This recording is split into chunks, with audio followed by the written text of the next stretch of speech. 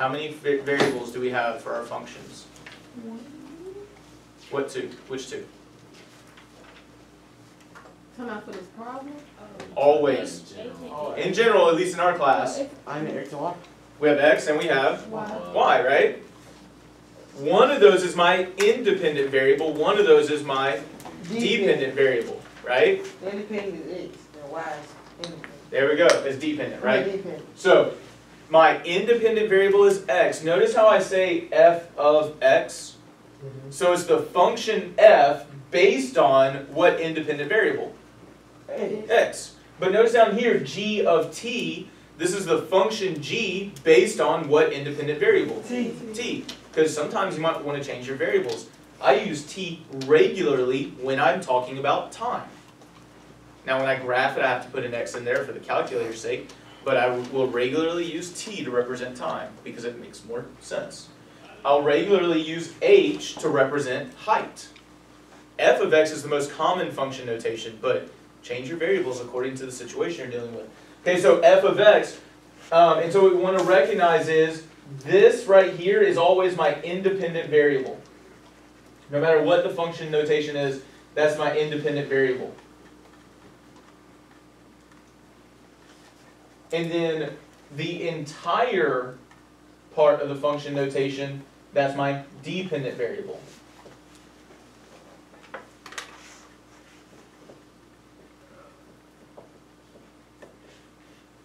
Right? X is my independent variable, f of x, right? So the function based on x is my dependent variable, or dependent value.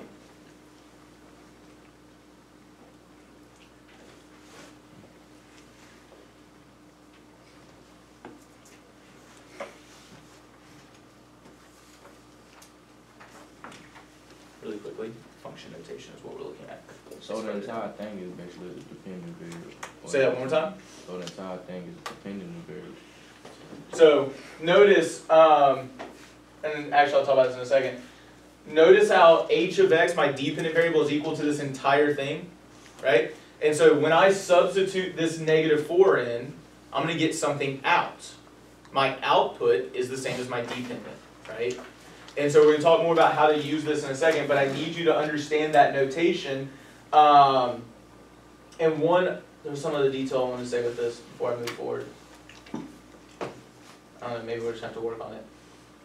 Or do the problem. So, it'll come back to me. Alright, I'm going to erase the previous equation. What is the first, and so I will point out, like, they did the work for us on number 3, right? They did work there. But what's the tip to use Desmos to check their work? Type it in. Type in The third line. the h of x. You've got to start with h of x.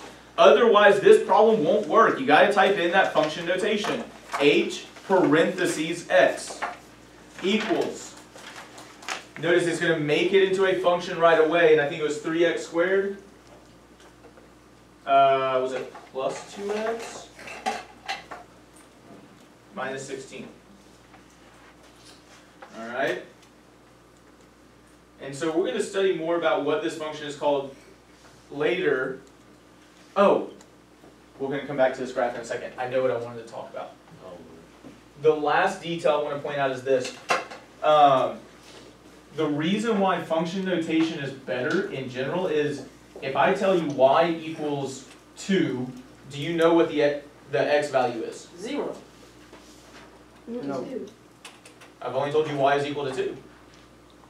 You have to figure it out. You might have to figure it out. And I'm not saying for this problem. I'm just saying if I give you y equals 2, you know y is 2. Do you know what x is? No. No. But if I were to tell you f of -3 is equal to 2, You know -3 is -3 is my x, and what is my y, my dependent variable? F.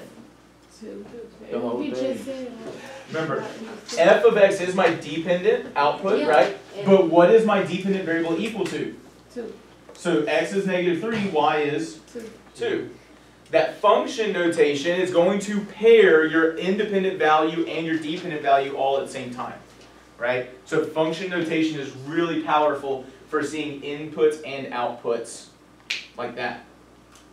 So that's So, something to be aware of. What you solve for, X or H? Okay, I need you to pause and I need you to remember, what do you mean by solving? I meant What do we mathematically mean by solving? solution, To find a solution, but what do we mean by a solution? simplify. Nope. And see, this is why, so like if we are always using the word solve in math, we're having a misunderstanding, and so that's going to mess us up on what we're trying to do.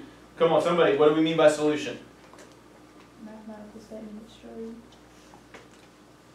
It's not a mathematical statement that is true, it's the values that make the mathematical statement true, right? So it's important to recognize that. I'm not solving, because I'm not trying to figure out what makes this equation true. I did that on numbers 1 and 2. I'm not solving here. So we can't use that term. If you do, it'll mess you up. I'm teaching you about function notation. We're supposed to be writing on our graphic organizer notes to understand function notation better. But I haven't done number 3 yet. Okay? Notice I've only done step 1 on the that it has. What's the second step? Type in H, parentheses negative 4.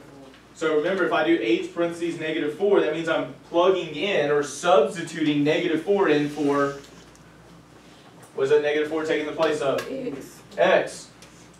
The work that they have on that sheet tells us that h of negative 4 is what? 24. No, on the sheet.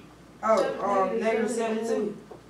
But is h of negative 4 72? No. So because of Desmos, we know that their work is what? False. It was wrong, right? So we need to go back to the problem, examine our mistakes. So this is how you can use this at home. Maybe you did the same thing that this person did and you made a mistake. Well, now you know, so you can go back and fix your mistakes. Does anybody see the mistake on number 3? Hold on. You're not going to find that mistake staring at the board. Look at the blue sheet of paper. Look at that homework. Mine, I got They weren't supposed to do negative 4. 3 times negative 4. They were supposed to combine like term first, then 3x plus 2. X. Right? Is that 3x though? I don't know if I It's typed mine 3x in one. right. So it's not a like term. Say again. Like, I don't know if I typed mine in right on Desmos, because mine points like legit. It what? Close the parentheses. Yeah. You haven't. Oh, I just zoomed out. Whoops. Too far. This is, there's somebody here. I just zoomed out. Oh. That's all I did. Okay. How did they get negative 8? So h of negative 4 is equal to 3 times negative 4 squared plus 2 times negative 4 minus 16. I mean, is a positive 2 times a negative 4 negative 8? Yeah. Positive times a negative is negative, isn't it? Why you multiplying this? Well, if it's 2x, what's understood to be between the 2 and the x? 1. Oh, okay. There you go. Okay. Alright. So negative 8, and I still have the minus 16. Okay, why don't you type this into a calculator? You can actually type it into Desmos, do 3 parentheses negative 4 squared. What do you get?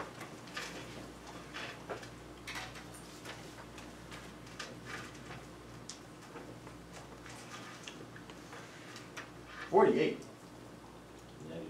Oh, you got negative 48, you got 48? Yeah. Okay, really quick question. I need you to go back and check. Do you have it written like I do, where 3 and then parentheses negative 4 and the square is outside of that negative 4? Yeah. They give you 4. Yes. 48. 48. Positive 4. Positive 48. So that's where they messed up at. That's where they messed up at. They put the exponent on the inside of the parentheses and they gave them the negative. Because remember, what's a negative times a negative? Positive. So should they have gotten negative 16? No. No. They should have got positive. They should have gotten a positive 16. So, knowing that there's a mistake, we can go back and try to find it. Now, is it possible that you know there's a mistake and you can't find the mistake? Yeah. Yes. Can you take a picture of it and quickly email it to me, and I can say, hey, there's your mistake, so that you can improve your understanding? I'm more than happy to do that. Can you come into tutoring to say, hey, Mr. Kinney, I'm making mistakes all up and down this page, I have no clue how to fix it? Yes. If it's a single mistake, then I can probably find that mistake. But you may have to come into tutoring to fix some of the other mistakes, or watch the videos on YouTube or something like that.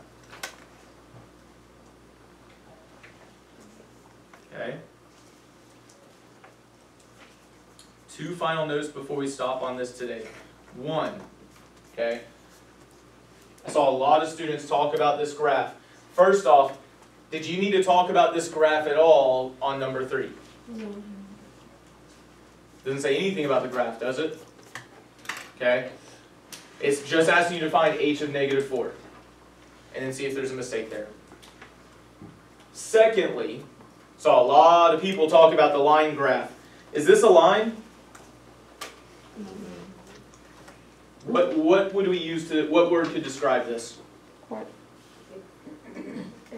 Not an exponential, good idea. Quadratic. This actually is a quadratic if you remember from Algebra 1, but I got something simpler because there's a lot of curves out there in the world. Just call it a curve. If you don't know the name of it, it's not a line, don't call it a line, but it has a curve to it, doesn't it? Okay. Got to work on that language a little bit. So make sure that you recognize that it's a curve and use that term, because you will lose points on conceptual understanding if you call things like this a line. Okay, on that rubric. But yes, it is a quadratic function, or you could also call it a parabola. Hopefully remember those terms from Algebra 1. If not, we will review them. So I got one question. Yes, ma'am. So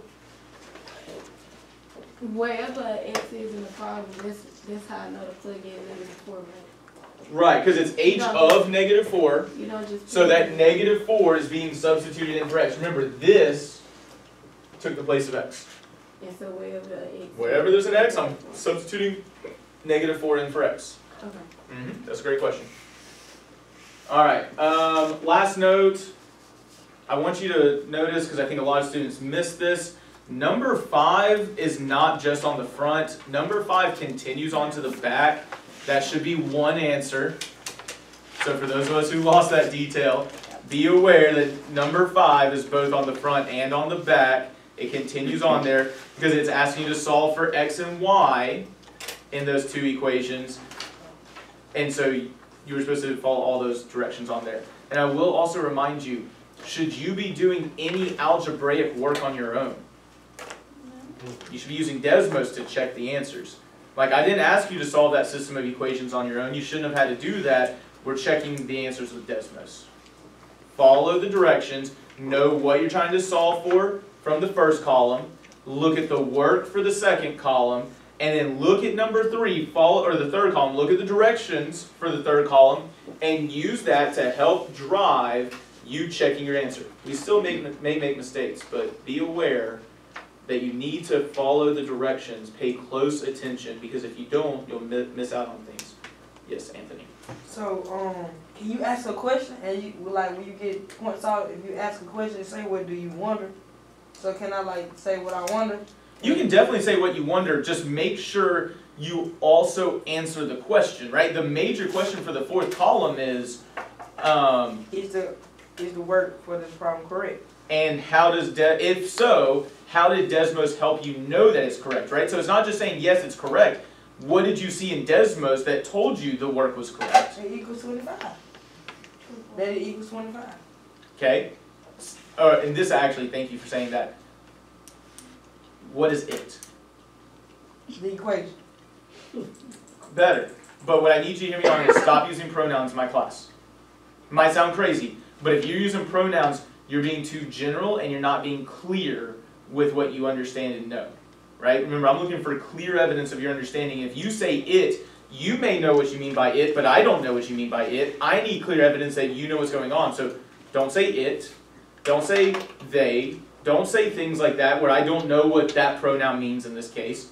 Use nouns, not pronouns. Just because that'll help me see clear evidence that you understand what's going on. But yeah, pay attention to those directions. Any last questions before we get started with the next activity today? Answer.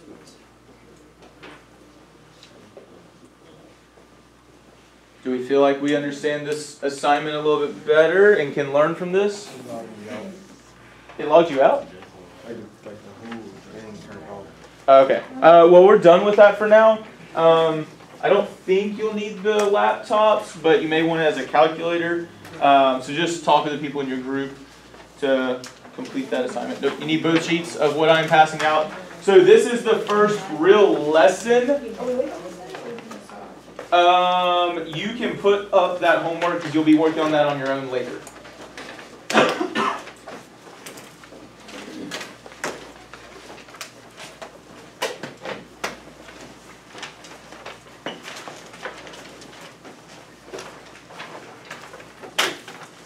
Okay.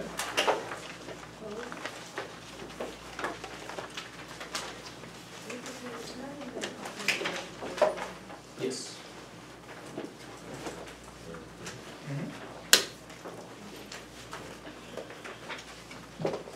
I'm going to get the class started and then remind me if I forget to give you the graphic organizer after we get started. Oh, so you don't got it right there, right here. Where? Right here, you don't got it right there. No, you definitely need to. If the work is correct, you still need to tell me how you know the work is correct based on what you see in Desmos. But I was supposed to write it on here though. Oh, you could put it on both spots. Oh. You just have to put it on one or the other. Okay. Yeah. You just have to answer it, but yes, I got you. Okay, from there, let's get back to where I wanted to go with today. Where's the slides? I have them somewhere. There they are. Alright, so again, please don't forget, I cannot help you if I don't know that you're struggling. Shoot me emails, come to tutoring. I'm here to support you to be successful, but success means learning to a deep level and understanding what's going on. Right, so we have these graphic organizers that you want to pay attention to. And again, your homework that we do Friday is identifying lessons that some of these terms come from. So you may have to look at your homework. You may have to look at the lesson that we're starting on today to be able to identify the lessons and major concepts. Yes? Can I have Destiny Village for checkout, please? She's on her way. Thank you. Destiny, you won't be missing too much, but you may want to check the video for at least the start of the lesson that you're about to miss. Okay. Go ahead. You and Desmos told me not to say this, like, talking about inverse. Uh-huh.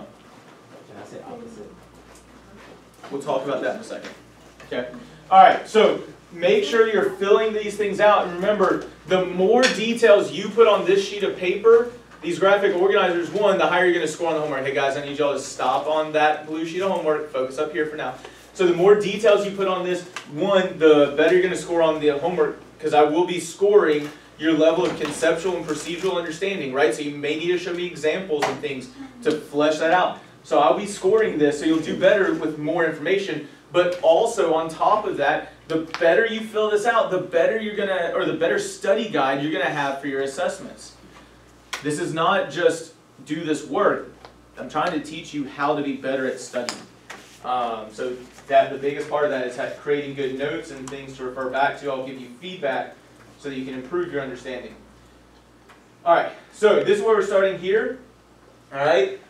If you look at the top of this sheet, it says understanding concepts of linear functions, solving equations, inverses, and identities. All right. We have already touched on some of the details about how to solve an equation, but the bigger part of this is the most fundamental concept within Algebra 1 that is going to tie into everything we study for the rest of this semester is linear functions. And I know some of us remember some details about linear functions. Give me one thing about a linear function you know. They have independent and dependent variables. All right, so it functions, got independent, dependent variable. All right, someone besides Anthony at this point. Slope. Okay, there's got to be a slope. What else? X and Y. X and Y, what? Just like the variables, or is there some other part of that word? Other part. Can you remember what it is? Say it one more time. A y-intercept, which ties into the x and y axes, right? But there's also an x-intercept, isn't there? Yeah. Right? And this is actually an important detail, guys. An intercept only means when you intersect the x and y axes. If functions cross each other, that's called points of intersection, right? An intercept is only when the function intersects the x or y axis. So just be aware of that. I'll be pointing that language out. But part of that is learning how to solve equations, things like this. This first part should not take us long. Remember, I've already made notes at this point in my head of who has been engaging in the whole class discussions, because that's a part of the active collaboration. But I'm also looking here, right? let's start talking about these problems within our small groups, trying to answer these details. And we're going to go over this as a whole class in just a few minutes. If you finish numbers 1 and 2 before we have a whole class discussion, are you going to just stop? No. No. What are you going to do? Do 3 and 4. Keep moving to 3 and 4, all right? So we should not ever pause. The more you engage and discuss and talk, the less bored you will be, even though some people are already giving me the eyes like, Mr. Kenny, I'm so tired of this, I don't want to do it. It's okay. We're going to learn together, talk with each other. Let's get started. Oh, what is the other Yeah, back to this. I got that much. Oh, what's the additive inverse? Yeah. Subtraction. So actually there's only one case in mathematics where the word opposite can be correctly used. Like the inverse. And that is the opposite of 3 is? That's what it's actually basically. What'd you just say? -3. The opposite of -5 is +5. Okay, so that's what an opposite is. But I want you to look again at number 1. When you started the sentence there, you just said the inverse. Is it only an inverse of 3 is -3, or is it a special type of inverse? Look at the question for number 1.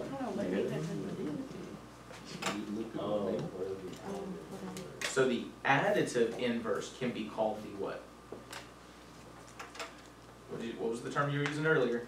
Opposite. Does that make sense? But then talk about what is the... So explain it, right? What do you mean by the opposite of 3 is -3, right? The opposite of -5 is 5. What does additive mean? Like Adding and subtracting. okay, making sure. Right? Additive is just adding. But just remember, subtraction is also adding a negative, so that's a part of it as well. Oh. Right? So there's more to it than that, but keep going.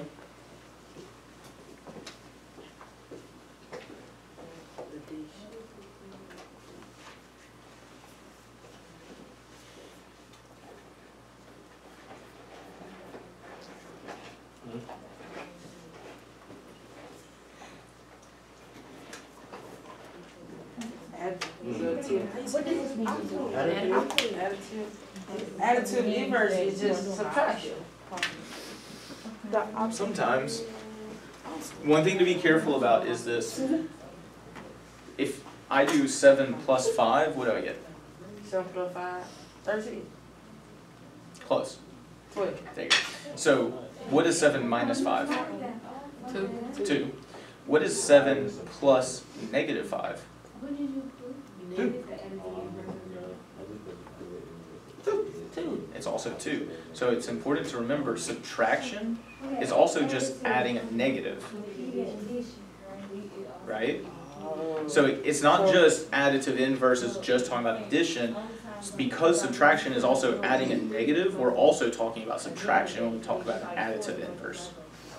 So additive inverse can also be. Remember to talk with your group, I heard some discussions. Let's keep going with that.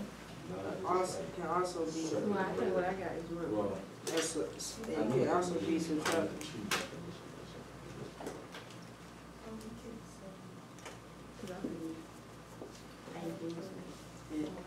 It's the opposite of this one, subtraction. It is important because if I don't know, Miss Kenny. Why is you're this putting a important? negative, it's supposed to be a Right? positive.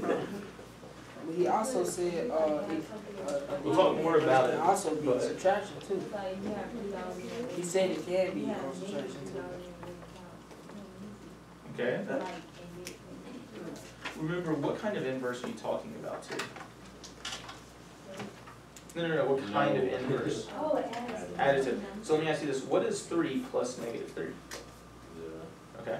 What would be the additive inverse of -7? 7. So what's -7 plus 7? So what are those additive inverses always created? That might be important, right? Oh. So I put it's the opposite and because it's addition, subtraction, or multiplication or division. And then I had put that it would like, Now, be careful, on number 1, and we should be talking about this because Anthony's already asked about this. What type of inverse are we looking at in number 1?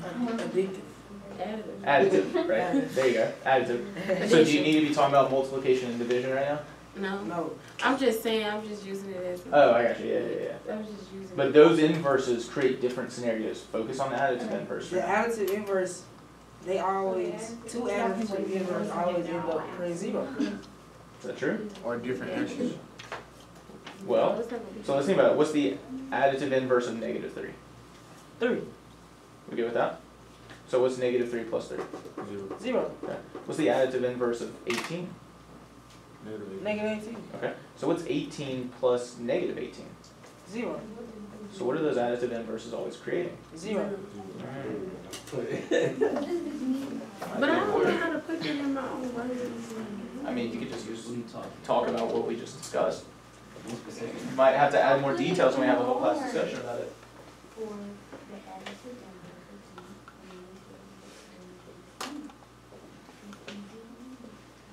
Stop Googling it. Think about it. So can we still say solve on here? Oh, we can't say solve. bro. Are you solving anything right now? No, but I was finna say, is why is it important? I said two additive inverses already create 0. This is important because they help, because it helps you solve functions. Close. It doesn't solve functions. You solve Equation. equations. Yes, sir. Two additive inverses. It does. Now, have you talked about this with your group at all? This is About these ideas? See what they've said? So let's talk with each other, and then I'll come over and talk with you about it. All right?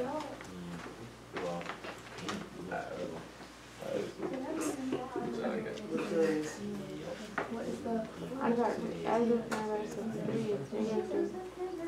Additive inverse is important because additive inverse is So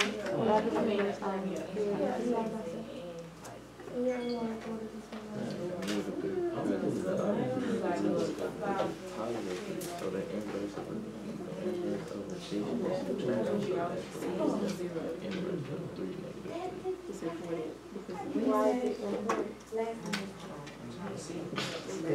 It's important because it helps all the equations. Yeah. but you can't say it. So what can you put for it? Good question. Keep going down that Inverse. trail. What additive? Because the additive inverse Helps solve. help solve. Now that I think about it, what does it mean by this?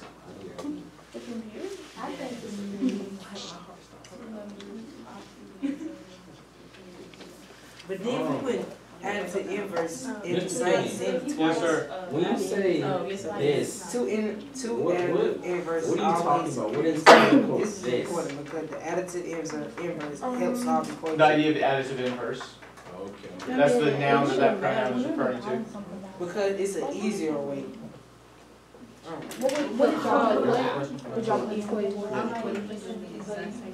Now, what is Multiplication. Inverse. Division. Well, I don't know. Let me see something. So, negative times negative 7. If we're not completely So, sure, we will never plan it right now. Talk about it, discuss it, and we'll have a whole class I'm just conversation. asking. no, negative 7 times negative 7 equals I 49. got a question. Who said that? Yes, ma'am. Jump down right When it says, We doing it. you say, I feel like it's like multiplication is. So the inverse of multiplication is division? Okay. So like, how would I? What you had said? that in my own words? Just say that. That's your words. I didn't give that to you, did you? Did you Google that? Okay. That's your own words. There's more that we'll add to it.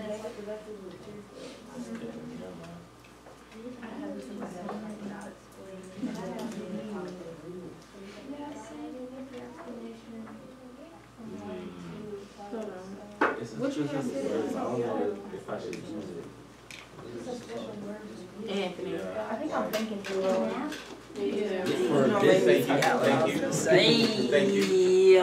It's negative Thank you. 49, not 49. Thank you. No, it's not. It's positive 49. Negative times a negative. Oh, you did negative times a negative. Yeah. I thought you did negative times a positive. Thank you all. Oh. There we go. Alright, so let's have a whole conversation about this. Alright? Okay, so, additive inverse of 3. Someone want to share, and okay, so I want to point this out, right? Don't forget that a part of your active collaboration is not just your discussion within your small groups. I've heard quite a few people who just on their small group conversation would be looking at 4s today, but we have to also be participating in the whole class discussion, right? So you can't just sit there idly and wait for other people to answer, and people who are talking, you shouldn't dominate the conversation, let others talk as well. But if you want to earn those 4s and the 5s on active collaboration, there's 3 things within this whole class discussion that you have to do. What are those 3 things? Communication, participation, and Okay, so those are good ideas, but I don't think that's what I wrote on that active collaboration rubric. you talking about notice? No. Okay, so Take one of the notes. things in the whole class discussion is take notes. What's the other things? Right. Ask questions. You have to ask questions, and thank you, Savannah, for getting out your notebook to look at that rubric. You have to ask questions, you have to take notes, Share thoughts. and share your thoughts, right? So there's a difference between asking questions and sharing your thoughts. Sometimes people feel more comfortable asking a question than they will sharing their thoughts. Some people may be the opposite of that. So remember, for that 4, that engage, you have to be doing 2 of those things 75% of the time, right? And that just on the whole class discussion side, because you can't dominate the classroom. I just mean that you need to be doing those. But if you want that 5, you have to be doing all 3, right? So don't forget that. Some of us are doing well within our small groups. I know that we can sit silently at the beginning because we're getting our ideas down, but then we need to start talking. And I heard some great conversations. Now, I will encourage those who have been talking a lot, take a step back for a second, let those who haven't talked as much share some ideas, because we should have talked about this within our group, so everyone should have something to say about an additive inverse. You got something, but somebody who hasn't talked as much, what is the additive inverse of 3? Negative. Okay, so let me ask you a question. Can I just write this here? The inverse of 3 is negative 3. No, it's not. I got a lot of people talking at once. Let's hear something. You have to explain it more. Okay, so what do you mean I need to explain more? What am I missing? You're not specifying the topic. explain. All you doing is telling us what is the inverse of 3 is. Okay, so I want to point this out. This is No, you didn't important. say A.